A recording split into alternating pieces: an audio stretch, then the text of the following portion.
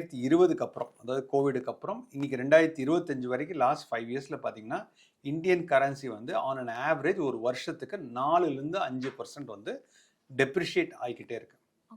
இதே வந்து நெக்ஸ்ட் 5 இயர்ஸ்க்கு 2025லேருந்து 2030 வரைக்கும் இதே மாதிரி ஆகுமா அப்படின்னு கேட்டிங்கன்னா எனக்கு கண்டிப்பாக தெரியாது ஆகுமான்ட்டு. ஆனால் என்னை பொறுத்தளவுக்கு முடிஞ்ச அளவுக்கு இந்தியன் கரன்சி வந்து கொஞ்சம் ஸ்ட்ரெங்தன் ஆகிறதுக்கான வாய்ப்புகள் இருக்குது. அது ஏன் அது ஸ்ட்ரெங்தன் ஆகும் அப்படின்னு கேட்டிங்கன்னா யூஎஸில் பொறுத்தளவுக்கு இன்றைக்கி வந்து மார்க்கெட்ஸ்லாம் வந்து கொஞ்சம் எக்ஸ்பென்சிவ் ஜோனில் இருக்குன்னு சொல்கிறோம்.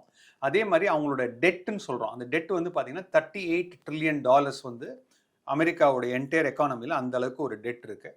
அதே மாதிரி இது எங்கே வேணால் பபுள் வரலாம் அப்படின்னு சொல்லிட்டு கூகுள் நிறுவனத்தின் சுந்தர் பிச்சை அவர்களே வந்து ஒரு மீட்டிங்கில் சொல்லியிருக்காங்க. அதாவது டெக்னாலஜி செக்டரோட வேல்யூவேஷன் ஜாஸ்தியாக இருக்குது அப்படிங்கிறாங்க.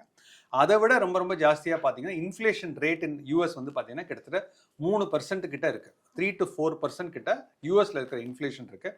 அதுக்கு தகுந்த மாதிரி இன்ட்ரெஸ்ட் ரேட்டும் வந்து பார்த்தீங்கன்னா 3 to 4% இருக்குது. இந்த மாதிரிலாம் இருக்கும் போது யூஎஸில் நெக்ஸ்ட் ஒரு 5 இயர்ஸ்க்குள்ள ஒரு கரெக்ஷன் வரும். அந்த கரெக்ஷன் வந்ததுன்னா ஆட்டோமேட்டிக்காக வந்து பார்த்தீங்கன்னா இந்தியன் கரன்சி அப்ரிஷியேட் ஆகிறதுக்கான வாய்ப்புகள் கொஞ்சம் ஜாஸ்தியாக இருக்குன்னு